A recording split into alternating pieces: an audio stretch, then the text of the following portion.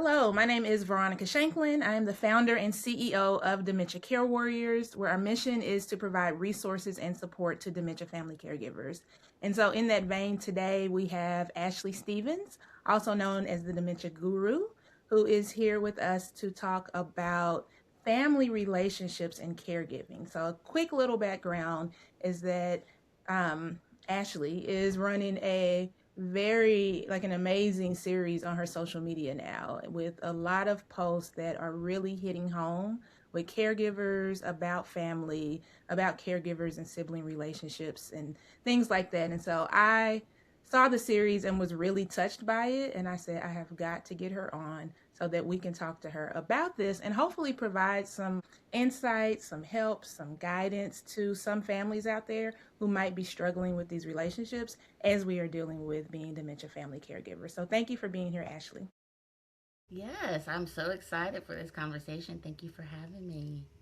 Absolutely. So to start, can you just kind of tell us a little bit about yourself and your background?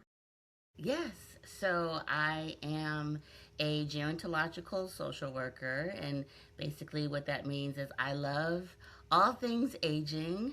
So I have my bachelor's degree in gerontology, which is the study of aging, and then my master's and board certified license as a clinical social worker.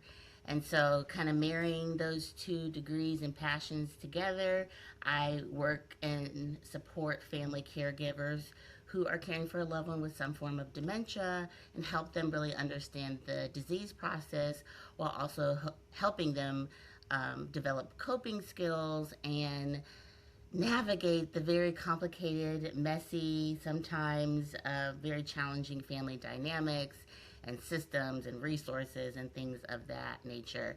And all of that really stems from my own family's care journey and experience with Alzheimer's disease and dementia on both my paternal and maternal side, where my great grandmother and my grandmother were both diagnosed with dementia. So this work is my heart's work. It's my legacy, and I'm very passionate about supporting family caregivers, especially Black family caregivers who look like my own family and are going through similar things that we experienced when we were caregiving. Thank you so much for that. So I'm going to start kind of general and then work our way into some more specific questions. Uh, Okay. I would say, like, one of the hardest things about this disease is navigating the family relationships because you have opinions, you have, everyone wants input, and then you have situations where people don't want input and don't want to be involved at all. So, my first question is, why do you believe families often struggle during caregiving? I love this question because so many families, like you said, are struggling with those family dynamics. Um, I think it's because families are not just responding to dementia, they're also responding to decades of family history, right? So it's not just, oh, I'm a caregiver now, we're entering this caregiving role. We're also entering this caregiving role alongside our family history, our family dynamics, our past traumas, our past challenges within our families. And that plays a role in how we show up as caregivers. So, everyone in that family system, in that family dynamic, has their own experience in that family with those past histories, those different expectations, those different roles, even communication styles. Every family member has a different way that they've communicated for decades, for many years. And everyone also has a different relationship with that person who we're caring for, right? So, my relationship with, let's just say it's my grandmother in this case, my relationship with my grandmother is not the same relationship as my brother in his relationship with my grandmother. And understanding that we show up differently in those relationships, which means that we are going to show up differently in that care that we're providing as well. So, Mhm. this a lot of times it brings in a lot of uncertainty, a lot of fear and challenges for families because they may not be pleased with how those past histories were or how those past um, roles or expectations used to be, and so they might fear what the future looks like as they're caring for their loved one, because they've always been the one who would step up, or always been the one to who was expected to do everything. And so we know that as caregivers, that history, those dynamics might show up again, and that brings on a lot of challenge and uncertainty for every family member, not just that primary caregiver. Yep, So a absolutely. lot of times I'm like really encouraging the families that I work with to like start thinking about it differently, and not really asking like, why are my siblings acting this way, or why are my siblings showing up this way, why are they not showing up at all sometimes. Instead of asking that, we need to start asking what stress, what grief, or what history might be influencing how my sibling or how my family member is showing up. And that might give you some more insight and some more clarity as to why they are showing up the way that they are, and how to kind of navigate that and maybe change that, the way that they are showing up. Yep, yep. I can see where that's just a conversation that a lot of people don't want to have. Mm-hmm. Like Mm-hmm. I don't necessarily want to ask my loved one what's wrong with you, but that's not how I would ask it. You know what I mean? Like it don't necessarily it's uncomfortable, Mm-hmm. Mm-hmm. is kind of what it boils down to. Yeah. That was a great answer. Thank you so much. Yes. And I love what you said about uncomfortable, because if it, like one thing we should all get ready for in caregiving is just being uncomfortable. There's so many facets of care that are just new and different and confusing and very uncomfortable, and that includes conversations with your family members and siblings. Absolutely, 100%. So then digging a little deeper, when you work with families, what are some of the most common sources of conflict you see? Hmm. So I don't know. I mentioned this earlier, but I do work with families day in and day out. And so I've worked with a lot of families who are struggling with family dynamics and sibling relationships. And I see this often where there's usually unequal caregiving responsibilities. I think that's probably one of the top things that I notice in those conversations, is that um, what I call the chosen caregiver, basically that caregiver who is the primary caregiver and they are shouldering the majority of the care. They have stepped up into that role, and some of the other family members or siblings have kind of disappeared, or maybe they are not doing as much care. And so there's a lot of unequal caregiving responsibilities, and that makes it very difficult for that chosen caregiver to navigate. I also see oftentimes a lot of communication breakdown. That Mm-hmm. is just like we were just talking about. It's uncomfortable. So Mm-hmm. when it's uncomfortable having these conversations, then there's a communication breakdown, and there's Mm-hmm. probably no communication happening. And so that's very common in the families that I work with. Mm-hmm. Um, Another thing I would say is definitely a different level of acceptance of the Mm-hmm. diagnosis, Yeah. right? So I. Mm-hmm. if my loved one just received a dementia diagnosis, I might be that chosen caregiver and I might be stepping into that role. But my sibling, they might take that diagnosis or that news a little differently, because we're all different, right? Mm-hmm. And so they may be in denial. They may not want to actually come to terms with the diagnosis. They may shy away from having the conversation. They may not even address it altogether. And Mm-hmm. so everybody is coming with their different level of acceptance and understanding of what the diagnosis actually is. And Mm-hmm. I think I'm typically working with those family caregivers who are the chosen caregiver, and they are frustrated with their sibling or with their family member who is at a different level of acceptance. Why Right. can't they accept this? Why are they not showing up? Where are they at? I'm in this alone. And helping that chosen primary caregiver understand how to support their sibling, support their loved one, through that so that they can show up, because again, we're all different. We all receive that information or that diagnosis differently. We all cope with it differently.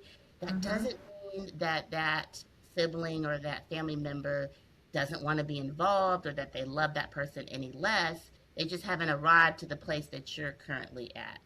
And so that's definitely a big one that I see. Yeah. And then another one I would say that's like key is just old sibling roles resurfacing, like old unspoken expectations. Like, Mm-hmm. I've always been the older sibling, I've always been the eldest daughter. And so Mm-hmm. my role has been to take care of my siblings, my younger siblings, take care Mm-hmm. of my parents, make sure everybody keeping the peace basically. And Mm-hmm. so when you have that role when you're 15 years old, and Right. that's what the family has kind of given to you as your role in the family, that comes back later when it's time to start caregiving. And Right. so it could be a role that you take with honor, but it could also be a role that you feel like, I don't want to do this. I don't want to shoulder this. This is too Right. much for one person. And so those old sibling roles, those old, like I said before, family histories, they really start to resurface. And those Mm-hmm. unspoken expectations, um, they almost become resentment for Mm-hmm. that chosen caregiver, because like I said, I don't want to do this anymore. They might feel like I don't want to be the most responsible one all the time.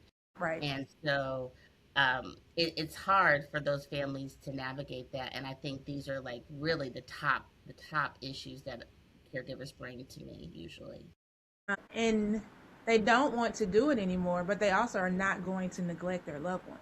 You Right. know, Oh, right. so if Right. there's nobody else that's going to step in, then they're in their role in this. It is what it is. And in some cases, the other thing I was going to say about what your first point was when because I also speak with a lot of families, a lot of caregivers, and when I see a family and a group of siblings or just family in general who are working together, Hmm.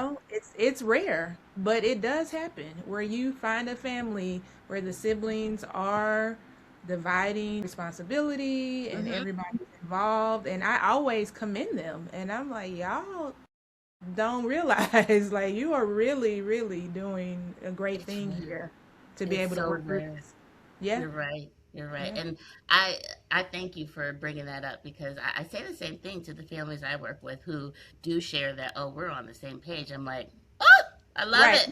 And they're like, really? Is this something? I'm like, yes, this is amazing. And keep doing what you're doing, even though it may not feel like it's always perfect. It's not going to be, but you're doing good. Keep working together as a family. And I will even use, or not use, but I will even share anecdote with my own family. My family is one of the very rare families that did come together, and I'm talking 10 siblings.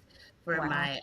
my dad, his mother, so my grandmother, um, she had 10 children, 5 girls, 5 boys, and they all came Wow. together to provide care for her and bring us, the grands, into the Mm-hmm. conversation. So I even came in to like educate them about, this is what dementia is. This is what we're dealing with. Let's get a plan of care in place. Let's look at the resources and how Wow. to help you all cope with this diagnosis, while also me dealing with, Mm-hmm. like, wait a minute, this is Nana. Like, this is my girl. This is heartbreaking as well for me.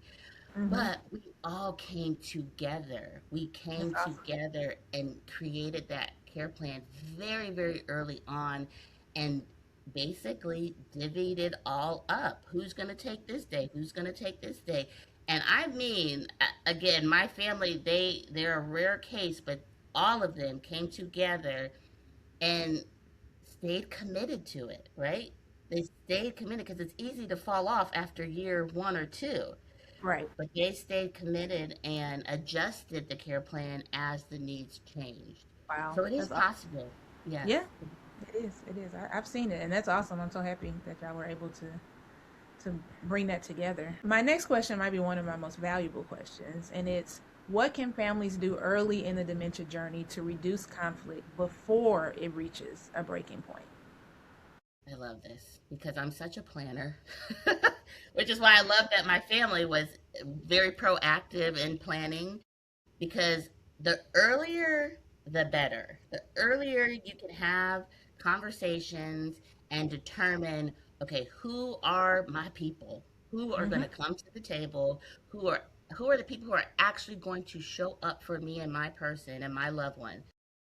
And get them together early. Have a Mm-hmm. conversation, set up a family care planning meeting, and Mm-hmm. really start to think about together, think about Mm-hmm. and decide who's going to communicate with the doctors, who's going to manage the finances, who's going to coordinate appointments, who's going to actually provide the physical care or the respite care. And that might be more than one person because that's Mm-hmm. the heavier lift, right? Mm-hmm.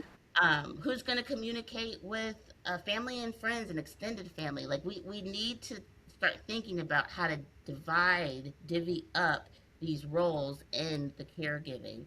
And I always like to say it's like, a big pie and dividing up that pie into small pieces. Each Mm-hmm. family member has a piece of that pie that they are going to contribute, a role in that care that they are going to take control of, and they are accountable to that role. Mm-hmm. And not everybody has to do everything. That's impossible. That's the part that is so challenging for that chosen caregiver because a lot of times they're doing it all. They're the one making the calls. They're the one doing the care. They're the one managing the finances, and it's too much. And so, again, getting that family together to divvy up the roles and knowing that one person is not going to do it all, and sometimes it's not always going to be equal either.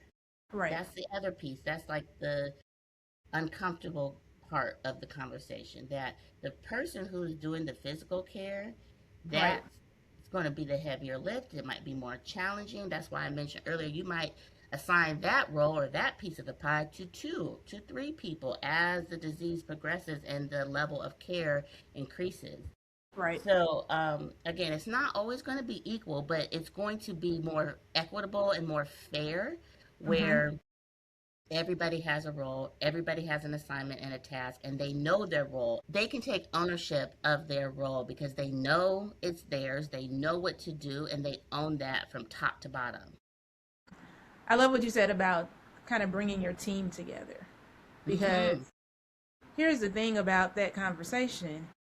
If you don't have it, you're kind of getting off to a rocky start because everyone on the team might not pull their weight, but at least you've had those conversations. At least there is that ownership. At least everyone on the team knows, what our responsibility is. There Yes. are situations, and I will say in my situation, where we didn't have those conversations. So I Mm. can't really hold anybody accountable for anything because we didn't have these conversations. And I just kind of jumped in as the caregiver. Mm-hmm. So to your Mm-hmm. point, everything was on my plate. So um, definitely, and I think that a lot of times back to this uncomfortable piece that we talked about, they might not want to have those conversations because it is uncomfortable, and maybe you have a difficult family member and you're like, oh, they're not going to help anyway, so what's the point in asking them? No, have the conversations. Have the conversation. Bring as many people to the table as you can because, like you said, you might have that old family history or expectation and think, oh, they're not going to show up. They never show up. That could be true, but sometimes people will surprise you. The people you Mm-hmm. thought would show up don't show up. And the people who Mm-hmm. you thought would not show up, they actually do show up. So I would encourage bringing everybody to the table and really identifying what the needs are first of your Mm-hmm. loved one. What are the needs? What are we looking at? And then divide up those needs amongst those who are at the table. Some needs will be smaller than others, but everybody has a role. The other thing I would say is as a gerontologist, I am so passionate about having these conversations as early as possible.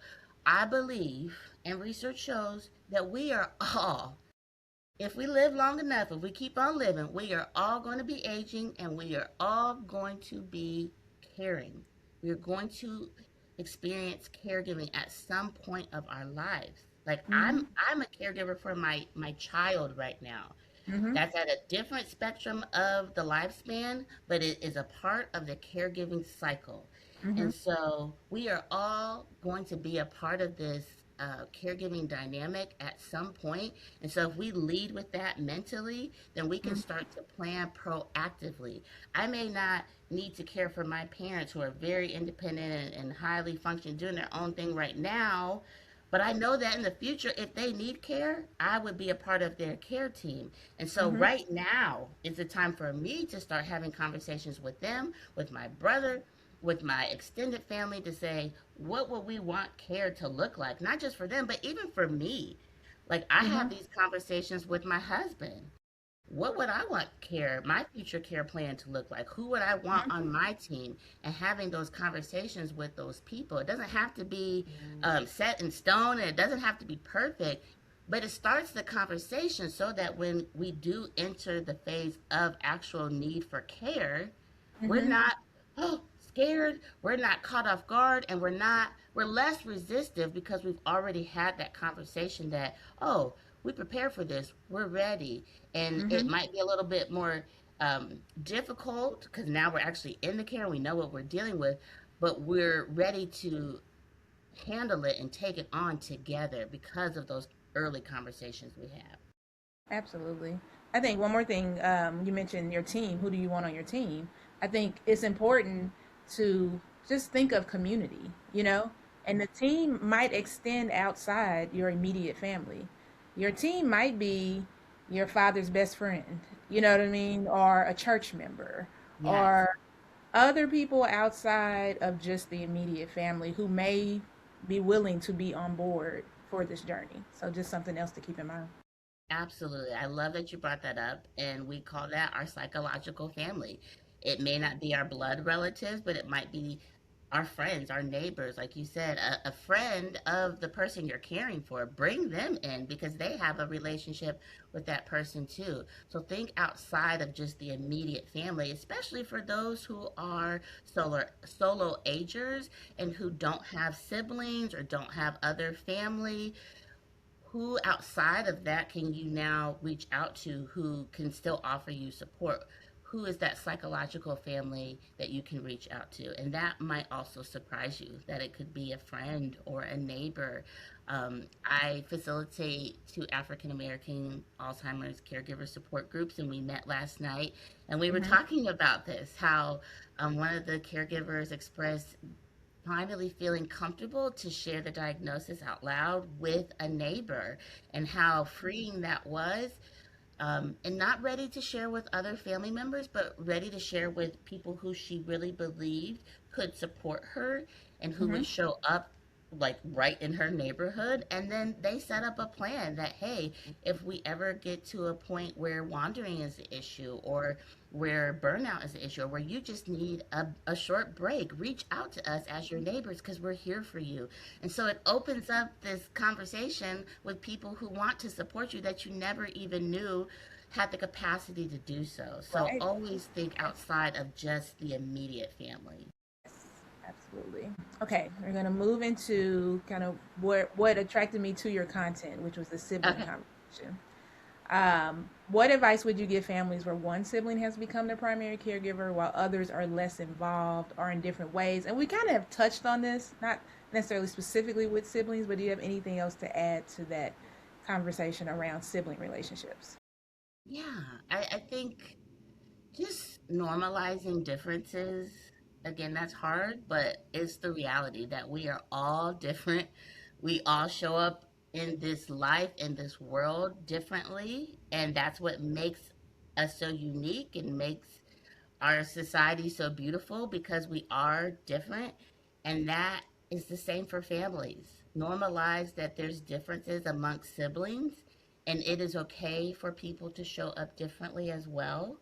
Having this expectation for them to show up exactly how you show up is just unrealistic, and it's going to set yourself up for failure. You will Right, be disappointed every time. right. So like I mentioned, some people in those family dynamics, they show up as that chosen primary caregiver. Some show up as as the problem solvers. Some Mm-hmm. show up as nothing.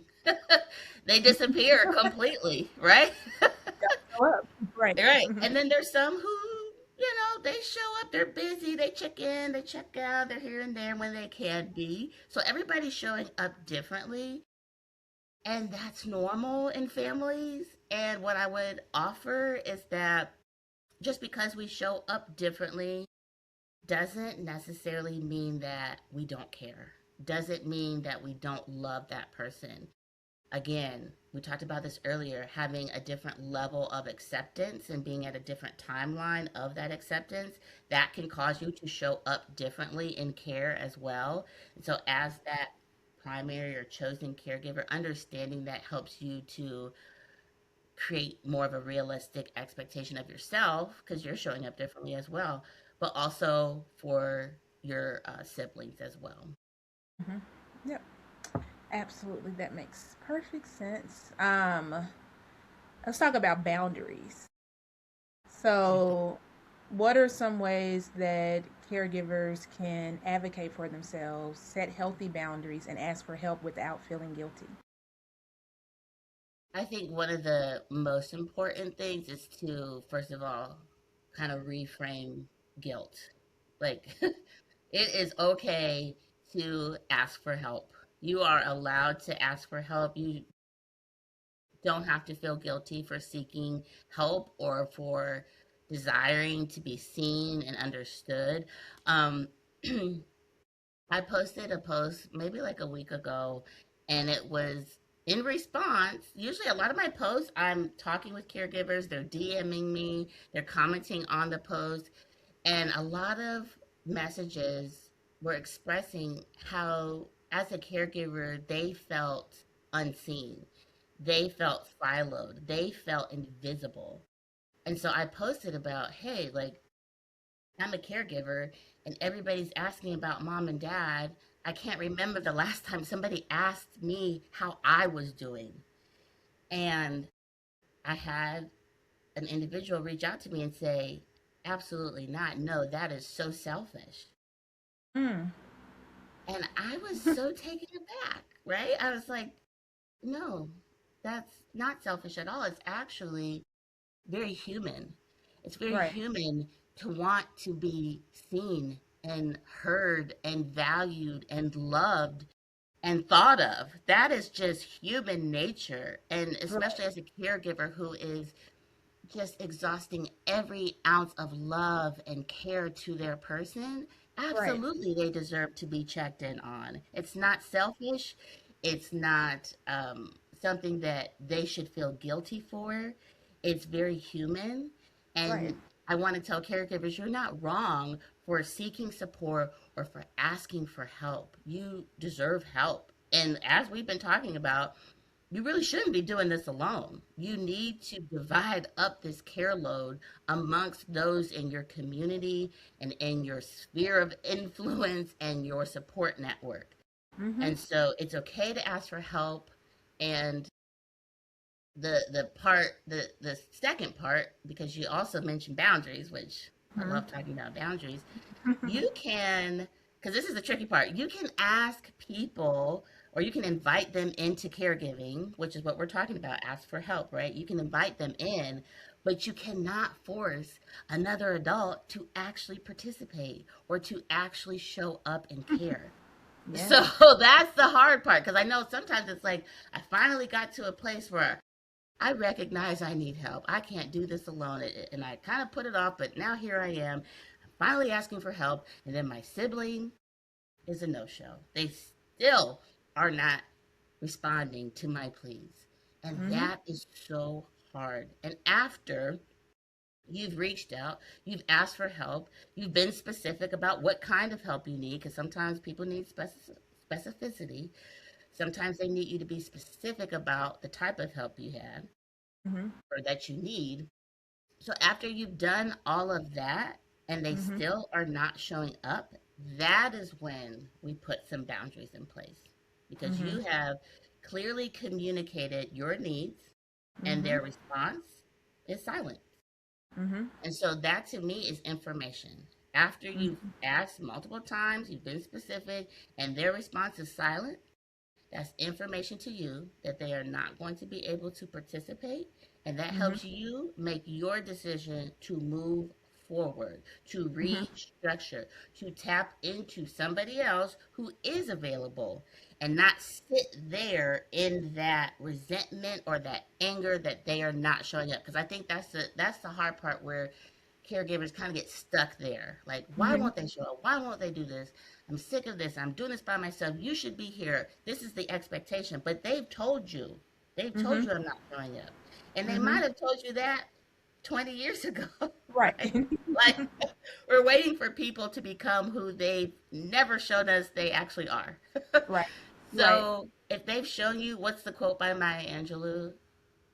When people Uh, show you who they are, people show believe you People show you them. who they are, so you have to believe them. Mm-hmm. And so if you've given them the opportunity to show up and they said, "Hey, I already told you I'm not going to be here," then you listen to that, you use that as information, you move forward from that, you deal with that and move forward and start Mm-hmm. to recalibrate and get the people in the plan of care who will actually show up. And that is the definition of a boundary. I think sometimes caregivers don't even know like what boundaries are, but they're doing them every day. They're enforcing them, they're setting them every day. And boundaries don't have to look like you're rejecting family members or that you're saying no all the time. Sometimes boundaries is just saying, "Thank you so much. I'm good." And I don't feel resentment. I don't feel guilt. I don't feel shame. I'm moving forward because I have to be my best self so that I can care for our loved one who deserves quality care and not for me to sit in this resentment or anger. Yes, and that comes over time. You know, I think I think something else you just said that was really important is to ask, because I think a Mm. lot of times people say, "Well, that's her sister; she should just come do it," or "That's her mom; she should just come do it. Why he should just come do it? Why should I have to ask?" And so then you sit here with little to no help, and you haven't even asked. So I think it is important that you make that ask, because they may just be waiting for you to ask for whatever reason. But yeah, something you said about gathering that information. You don't have that information. You have whatever story you've made up in your mind about why Mm-hmm. they're not helping and why they're wrong and all of those things, but you haven't had the conversation to get that information and move forward with it. So yes, that's Absolutely. very important to make that ask. Yep. Yes, like that circles back. All of this is full circle because it circles back to having those conversations early, right? If you're Mhm. having those conversations early and asking those questions early, then you have that information early, not when it's a crisis and you need the most help, right? Mhm. And then something you said about, just asking because like some people, some family members, some siblings, they do want to help. They Mhm. just don't know how. And I'm not minimizing that that's a BS excuse. I Right. didn't know either, but I just stepped up because that's real too for the chosen caregiver. But sometimes we're all different. Some of us have skills, right? Skills to be able to know, to process, to think, to delegate, to organize. We're just good like that, right? But not everybody has that skill, and probably not your sibling. And so because of that, they don't just know to step up and to do and to not wait to be asked. And that is okay as long as you have the conversation and then you do make the ask and they do shift and they say, "Okay, absolutely, I didn't know that you needed help with this, or I didn't know how to," because everybody doesn't know how to care either. Right. Caregiving is hard. We talk Right. about how we could equate it to like dollars as far as labor. It's invisible Mhm. labor that caregivers are providing. It is hard physical, emotional, psychological work that is Mhm. demanding, and not everybody is equipped. And sometimes that information that your siblings are giving you is that I am not equipped to do this. And that, again, you listen to that because putting somebody in the role of caregiving who is not equipped is dangerous. Right. That's where you get into safety issues. That's where you get into abuse and neglect. Yep. And so that's another hard reality and uncomfortable conversation. Right. Right, absolutely. I think something else with this particular conversation we're having right now is that chosen caregiver oftentimes feels like, why do I need to add more work to my plate? To report Mm. out to you, to come up with a list of things for you to do, and so again, they end up in this silo alone because they don't want to have that conversation because it's just adding more work to clearly what is already a difficult position to be in. So, Right. It's like um, another task to do. And right. it feels like I feel like a lot of caregivers have said this on some of the posts. Like I just stopped asking because it's much easier to not ask because now I don't have more work on my plate. Like Mhm. I shouldn't have to also caregive for you, Mhm. right? And so that's Mhm. why I said, give them the opportunity. It's okay to ask and to Mhm. set a task in the beginning Mhm. together. Mhm. That's okay. Mhm. But having to be the caregiver, having to be the responsible one of your sibling all the time, that is not Mhm. okay. You're right. You shouldn't have to come up with all of the things that they need to do. That And this that should be their task, right? and this is not even just siblings. I think about also like spouses with adult children Mm-hmm. and asking your children to help you take care of their parent. A lot of times in these situations, they feel like we're the parent, we don't want to burden our children. And Yeah. no, ask your children for help because you shouldn't have to. This is their parent. You shouldn't be doing this alone. These are the exact conversations that I'm having with caregivers that I work with, and it is that question of what would it feel like for you to ask your daughter and your son to come every other week and assist with meals and caregiving and give you respite? How would that feel to ask that and to be specific like that? And you're right. A lot of times that response from that question I asked Mm-hmm. is, oh, no, no, no, no. I don't want to be a burden. They have a family. They have their own needs. They're working full time, and that's honest and that's real, but sometimes Valid. people are not even given a chance to show up. I know Mm-hmm. for myself, I am very, very busy with multiple jobs and a toddler, which is extremely busy and Mm-hmm. keeps me on my toes. But I know that if for some reason my mom asked me to help with care, I Mm-hmm. would absolutely show up. It might not be perfect and it might not be every single day, but it would be in the best way that I could and in a way that would be meaningful and helpful to her. And Right. so don't underestimate that somebody who has a full life doesn't mind adding something else to keep their life full. Most people who have full lives don't mind it being full. Right. Right. So Yep. don't underestimate your child, your adult children and their capacity for support as well. Because they might not even recognize that you're drowning. They just see, oh, mom and dad are fine. Right. They go to church on Sundays, and she takes them to his doctor's appointments, and they're okay. And Hmm. yeah, they might not have a clue of what's really going on in the household. So that's Exactly. a point to make there. I have just two more questions. This one is, there's not always a perfect solution, as we know. So, when nothing seems to work, like what do you recommend when family members simply can't agree on care decisions or someone refuses to participate? And again, we kind of touched on that you take this information and move forward, but do you have anything else to add to that question? Yeah, and I think you mentioned it just now too. Like, sometimes there's not really a perfect decision. There's not going to always be a unanimous agreement before you move forward. That's normal. That sometimes is even healthy because at least you're having a conversation. You're not always going to agree on every single point of care. I think what's most important to agree on are things that relate to safety, right? Right. When we're talking about the safety of your loved one and their physical safety, their mental safety, all of those things, we need to come to a consensus. And sometimes we need outside support to help us actually arrive to that agreement. And sometimes that could be like a neutral party, a third party person, a social worker, a gerontologist, the aging care manager, a therapist. Family therapists can have these really tough conversations that are uncomfortable, and they can help the family not agree on every single thing, but at least get on the same page and have an understanding of how to move forward, especially as it relates to safety.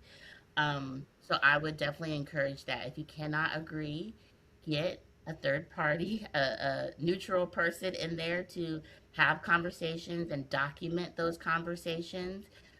Continue to invite participation. If your family members are willing, your siblings are willing, continue to invite them to those conversations and show up in a way that is respectful, where you actually listen to what you're asking them. That's the uncomfortable part, too. And then move forward. You know, if you are the legal decision maker, you are that power of attorney or guardian, at some point you make the decision for their safety, for their well-being, regardless if everybody agrees or not.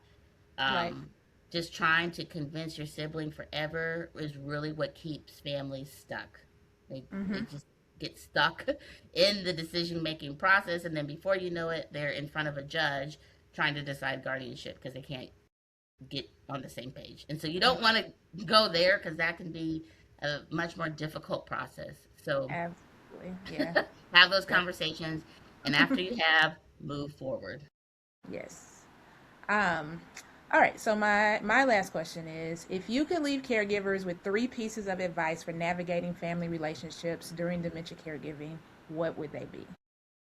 Okay. So, number one, we've said this a lot, but communicate earlier than what feels necessary. Early, early, early. Like before you're even a caregiver, I would say, have these conversations, start thinking about how you want to age and how you want to receive care, and start jotting that down. You know, if you journal, start journaling some of that down. That's a good starting place. And then communicate that to your people. Determine who your people are and have the conversation. Do not wait.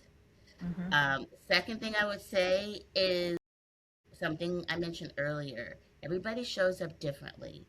So assume that everyone has different capacities, but not different levels of love. Just because they don't show up the way that you expected them to does not mean they don't love that person.